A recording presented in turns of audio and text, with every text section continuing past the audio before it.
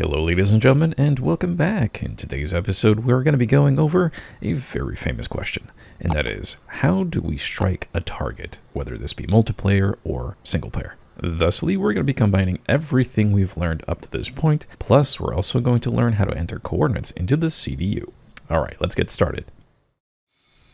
Alrighty, so you're in the server, you've started up your aircraft, you're ready to go. But, what weapons do I bring? I mean, I don't know. I have no idea what's out there. I don't know what I'm going to strike. So how would you know what to bring? Well, the answer is a general purpose loadout. This general purpose loadout can be anything that you like, but I'm going to give you a suggestion for the A-10C and the A-10C2 as to what my general purpose loadout is, because it allows me to kill anything that is thrown at me. So take what I'm about to show you as a suggestion and then modify it to your own needs. Alright, so when we open the weapons menu, the very first thing I do is bring 4 AIM-9s. There's no reason to bring a jammer. And next, we also want to make sure that our countermeasures are where we want them to be, and then defuel the aircraft. How much should you defuel is up to you and your skill set. If you're still relatively new, go anywhere between 75 and 80%. If you're somewhat experienced, you do not need to loiter as long. Therefore, you can decrease that. But it depends on how far you're flying and how long you're going to be out there. So this is something that you're going to fine-tune over time. So because I have the A-10C2 version, I'll take the AP laser-guided rockets here, the targeting pod on the other side, and then I'll bring 6 Mavericks, the Delta versions. Now, if you just have the A-10 version, then here's where you can start doing your own thing. In the center line, I will bring the CBU-97. In case there's a cluster of vehicles together, the CBU-97 is the optimal choice here. And for the regular A-10C version, stations 4, 5, 7, and 8, this is where you can put GBU-38s and GBU-12s on board. Whether you triple rack them or not is up to you. However, for the A-10C2 version, I will actually put a couple more laser-guided AP rockets, and then I will select GBU-38s instead of GBU-12s. They're just a little easier to use. Alright, so if we press F10, we can start planning out where we're gonna go and strike targets. Now this is Georgia at war, so it actually shows you a ton of information. One of the things it'll tell us is where our friendlies are. Well, this is immensely helpful. Let's imagine that there's a wall of friendlies over here in this kind of arc, and this is the front lines of where the fighters are engaging other fighters. This is fantastic news because it lets me know where the front lines are. Now, we need to choose where to strike, and our strike targets are these little orange circles. So a bad choice would be to go somewhere in the front lines, like over here, where the enemies are flying all around. This would be a horrible place to go and fly to, because you're probably just going to get shot down by enemy fighters. I mean, it makes sense. So while this position here may be a little bit easier, it's still right on the front edge of where the fighting is happening. So a smart decision would be to choose this cluster of enemy positions right over here. And as we can see, there's a whole bunch of things that we can kill. This could take us easily over an hour to destroy all of this stuff. Now, we are spawning back here in Anapa, so we're probably going to fly out and select this objective right over here, right? Target practice. Sounds pretty good. Now, if you can see, Krimsk over here is actually blues, so we have a close airfield. Instead of flying all the way to Anapa, we can actually just fly out here, do our thing, and once we're done, we can just fly over to Krimsk. Alright, so great, we've got our alternate airfield. We don't have to fly all the way back to Anapa. Cool. Alright, so now that we've chosen an actual place where we want to strike, the next question is, how are we going to get there? If you're in a regular multiplayer server, you would just follow your waypoints to all of your objectives, and it's, easy peasy. However, in a place like this, there are no waypoints to these things. We have to fly there manually. Well, there are 2 ways that we can do this. And the first way is the gun-ho way, and it's the fun way, and I'll show you how to do that. The second way would be to input coordinates. We'll do that second. Now, the gun-ho way involves setting a mark point via the TAD. So the first thing I'm going to want to do is take a look at the F10 map where the objective is, and then find some big features that I can see, like this lake over here. Now this is the very first big lake east of Anapa, so that helps us out immensely. And from this lake, we can see that the objective is over to the southeast. Okay, great. And it seems to be east of this Vashnisku city, so that helps us out as well. Alright, now I'm going to help myself by switching to the map view, and as you can see, this should be very close to what you're going to see on the TAD. Now, and as I zoom out, the features change when I zoom in and out, very much like the TAD. So this should be quite familiar to you. All right, so from here, let's take a look at what we got. We have the big lake as well, and now we can see this forest feature right here. And it seems that the objective is on the north tip of the forest.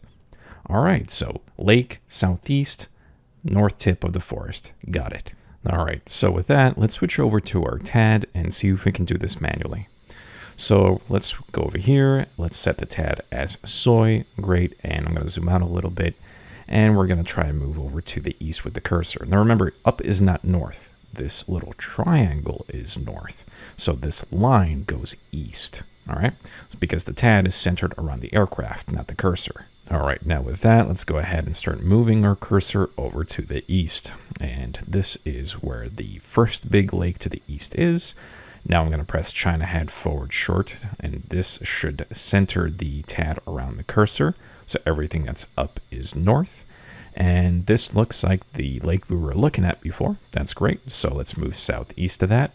And there's the forest. Here's that little power line that was to the south of the forest. So the objective should be right around here. And I'm going to set a mark point using TMS right short. Bada bing, bada boom, I'm done. Learn from a professional, kid. All right, now let's go ahead and learn how to input coordinates. So I got my objective back here on the F10 map. What I'm going to do is go ahead and zoom all the way in as much as possible, and I'm going to place my cursor right dead center. Now go ahead and take a look in the upper left corner. As you can see, we have a string of numbers. Now this is very important. This is our lat long, or latitude and longitude. And these string of numbers give us the degrees, minutes, and seconds. So what we can see here is 44 degrees, 59 minutes, and 29 seconds north. Then it's 38 degrees, blah, blah, blah, east, comma, 17 feet. Unfortunately for us, the A-10C doesn't actually use degrees, minutes, and seconds. It uses degrees, minutes, and decimal minutes. So what we have to do is convert the last two numbers for north, which is 29, and the last two numbers for east, which is 35, and divide both by 60 in order to change that to decimal minutes. So 29 divided by 60 is 0.483, and 35 divided by 60 is 0.583. So our coordinate system will actually be north 44, 59, decimal 483, and for east it's going to be 038, 13, decimal 583. And a 0 in front of the 38 is extremely important. Without it, this does not work in the CDU.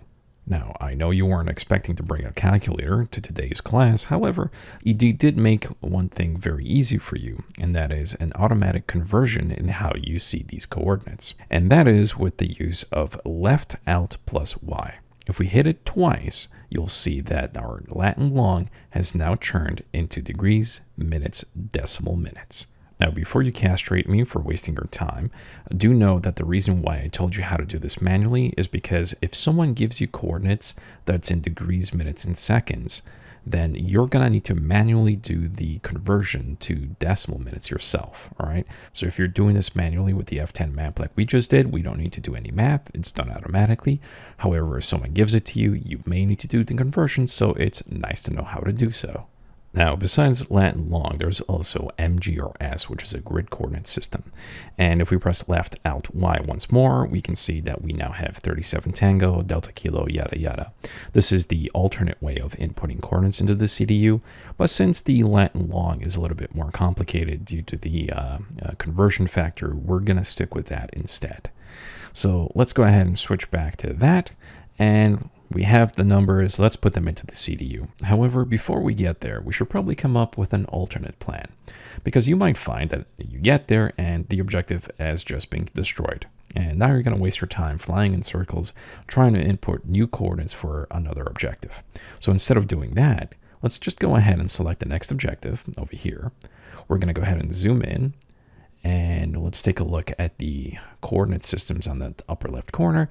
Write that down. I'm going to put this into the CDU so that now I have two objectives to strike just in case.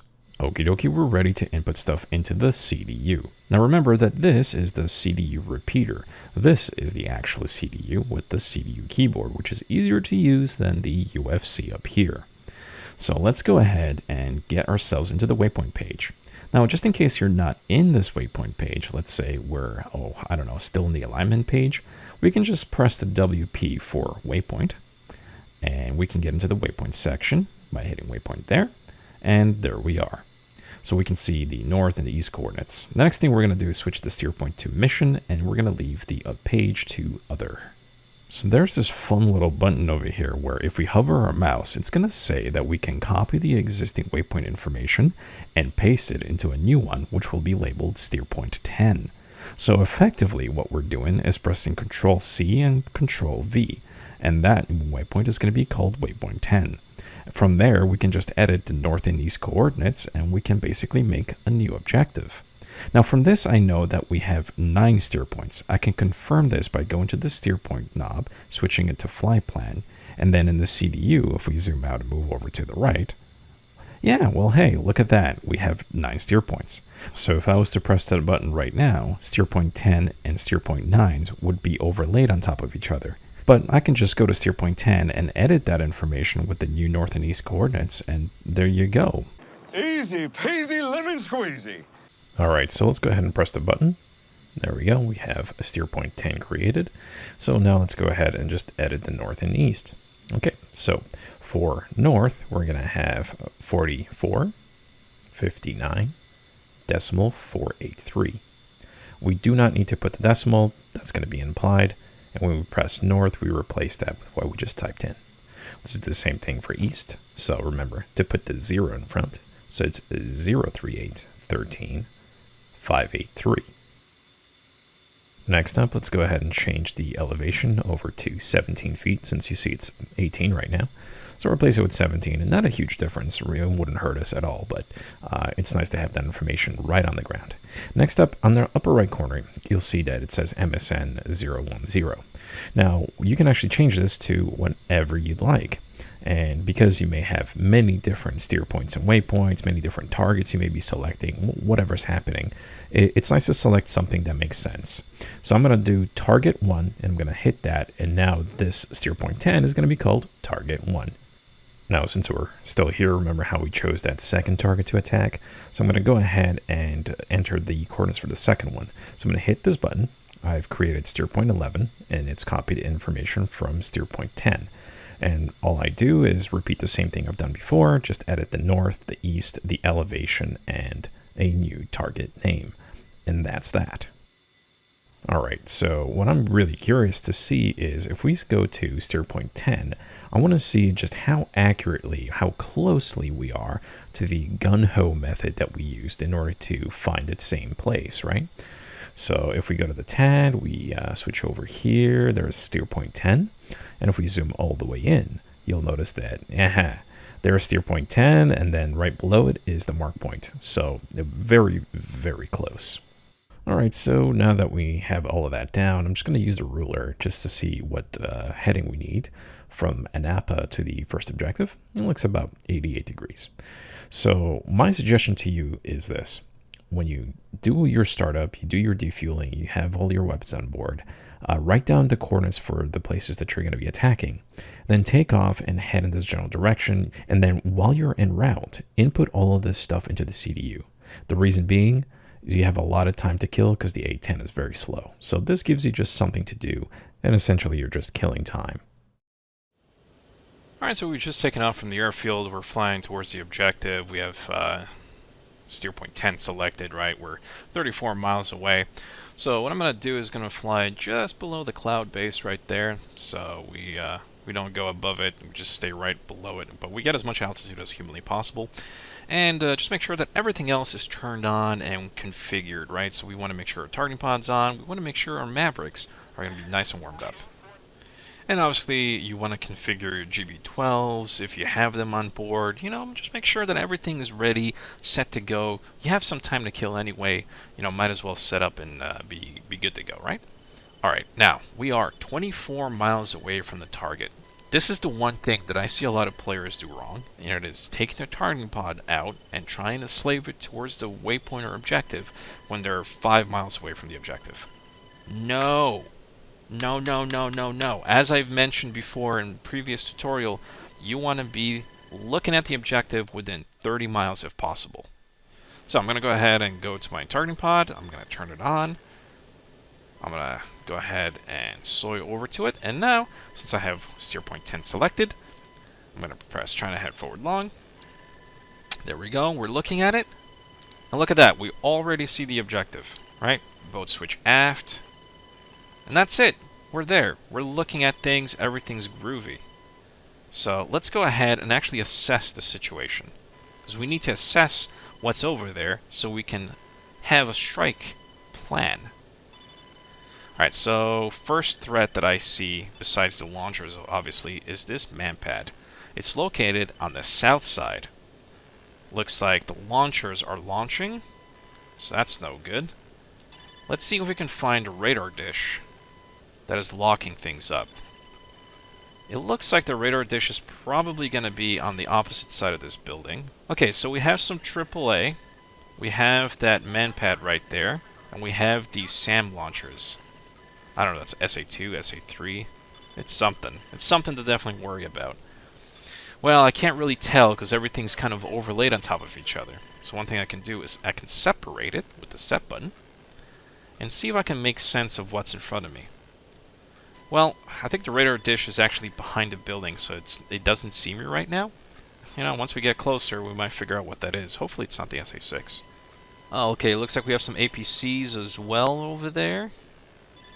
So yeah, it's going to be a very busy situation. And is that a manpad? Nope, that's a tree. Okay, so primary, secondary, tertiary targets. What are they going to be? Primary, long range. These SAM launchers, right? We gotta find the radar dish. I think that's it right there. Yes, it is. We gotta kill that first. And it looks like it's moving its radar to hit me. So we're not gonna be able to strike that thing from here. We're gonna need to move to the left and strike it left to right or right to left. Okay, cool. Second problem, manpad. Gonna need to kill that thing. And then tertiary and targets are gonna be all of these hard targets and missile silos. Perfect. So I'm going to move my targeting pod over to this thing. I'm going to move over to the right. I'm going to fly around so I can put my Maverick on that radar dish and take that out. We're actually within range, but the building's kind of in the way, and I don't trust that Maverick from falling into the building. I'm going to go ahead and switch over here. Remember, it says sensor because we don't have it selected. Don't make that mistake. We covered this before. Dismiss, select the actual Mavericks. Good. Looks like we have a nice clear view. I'm going to go ahead and roll in. Remember, TMS up long on the targeting pod. Switch to the Maverick. China head forward long. Slave all sensors to SPI. China head forward short just to zoom in on the Maverick screen a little bit. Confirm that that's what this thing is seeing. Get the little cursor over into the keyhole. Oh, it's slaved away. China head forward long. TMS up short. Fire. Let's reset the Maverick. Trying to head aft short and fly away from the objective. We don't want to keep flying towards the objective. That would be stupid. We have 19 seconds till impact. It looks like the other objectives over here. There's another 2 objectives back there. And this is the one that we have. So this is target 1. This is target 2. Let's observe just to see if we have an impact. 2 seconds. Missile launch. It's dead because I just killed the radar dish. Cool. The LB, I think, stands for low blow, and I think that's what that was. And let's confirm. Indeed. Cool, that's dead. Alright, let's just check our radar warning receiver. What kind of threats do we have? Alright, there's some threats out there. This 27 is going to be a problem. We have a couple more low blows, probably from these objectives over here. So, because these low blows are going to be such a big problem, I'm actually going to switch to target 11 right now. I'm going to try and take care of the other low blow radar, and I think we're going to be out of range for these guys, but I don't want to get shot by this guy.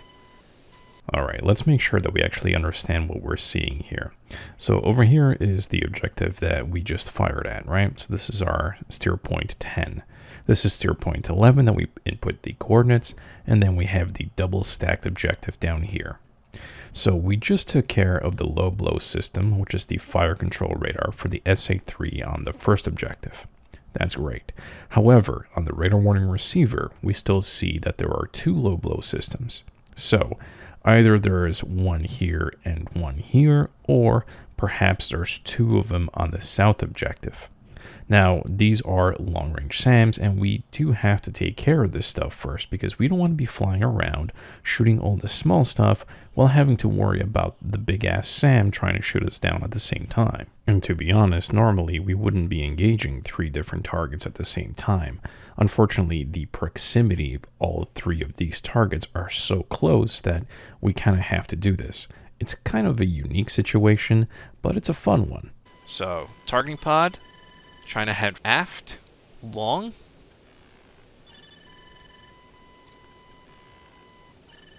We're now looking at the second objective. Huh, okay, I think they might be dead. So then the other 2 LBs or low blows that we're seeing must be from the third objective way out there. So we killed this guy. This guy seems to be dead. And there's another one that's up over there. Okay, see what I mean? We're prioritizing. Let's just double make sure that we actually don't see problem. Ah, it's not dead. There we go. That's our next objective. This is in target 2. Okay, TMS up long. I'm going to go ahead and make that our SPI. Nothing's already targeting us. That's not good. SC-27s are a problem. We're going to need to strike this thing and get the hell out.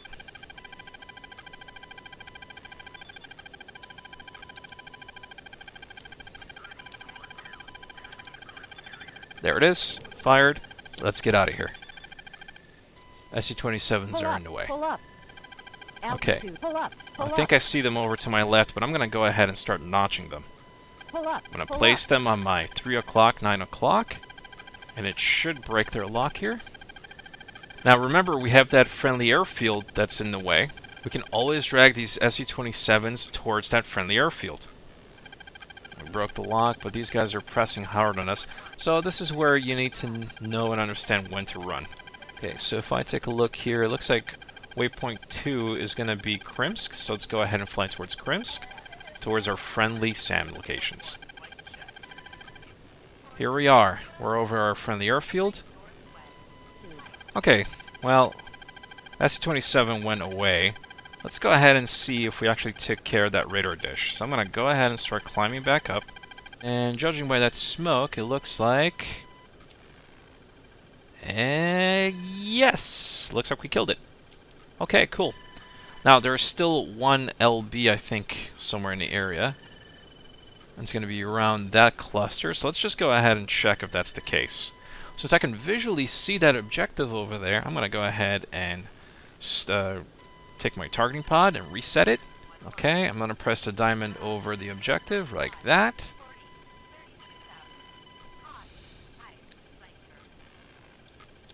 Okay, we have a lot of targets. I'm not concerned with that Strela.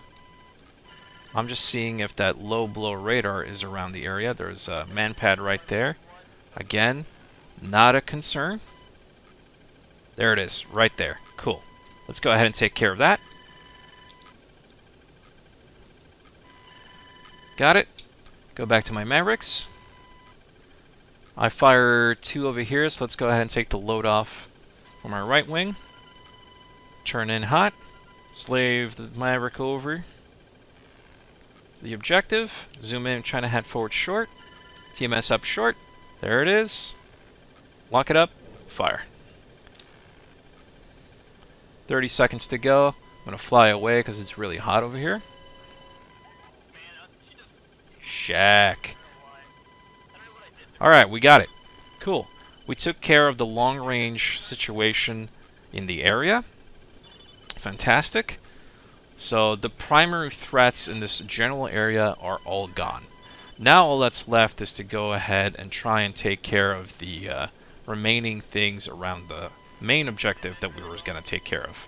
So I'm going to go ahead and switch to steer point 10, get my targeting pod over to steer point 10, trying to head aft long, Slave sensor to steer point. Let's see now if the manpad's dead. Looks like someone killed the manpads. That's really good. I'm actually going to target the AAA first because that's equally as important as that APC right there. There's two of them. There's one here and there's one there. Okay. And there's one here. Switch to our MAV. Slave MAV to steer point. To SPI. Zoom in. Lock. Fire. Switch back to the targeting pod. Let's select this guy.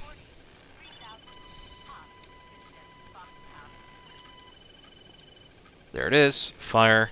Switch back here. See if I can find that last guy. Right there.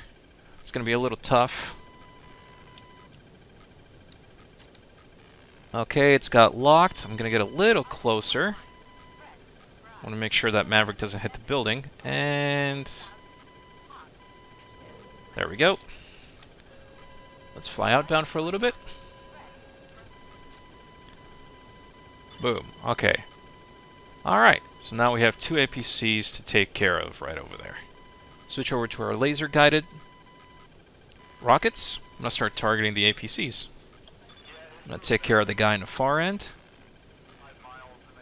Lasers on. Fire the rocket.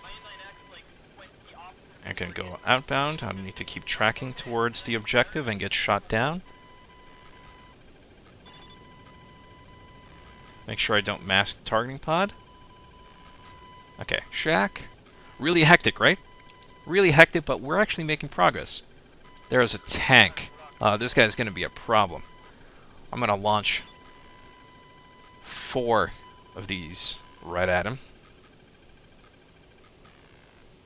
Lasers on. Okay, there's 4. 2, 3, 4. Let's see if that did anything. Ooh, is it on fire?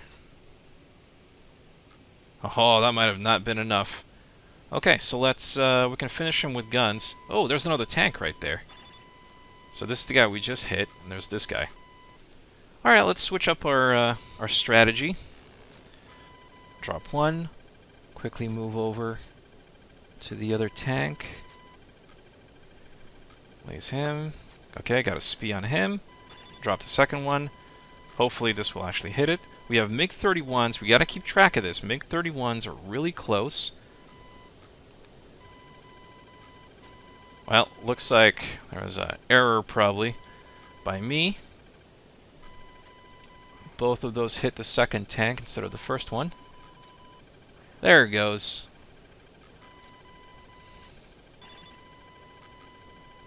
Go guns on this missile platform. Okay. Unless that was lag or something really weird happened, but it looks like we got both. And that's all the ground targets. Now, this needs to be taken care of with a bomb. Unfortunately, we don't have anything on board that can take care of that, so we're really not going to worry about it. And this is the point where we need to say, okay, that's enough. Let's RTB. Otherwise, you can go ahead and hit this objective. If there's anything left over there. And, well, let's see if there's anything we can potentially hit right there. We have 3 AAA units right there. What I'm going to do is I'm going to toss a CBU-97 right there. Problem is, this MiG-31 bearing down on us is kind of problematic. But I will do the best that I can. Yeah, looks like the other 2 are dead, but we can definitely deploy the CB-97 to kill this thing.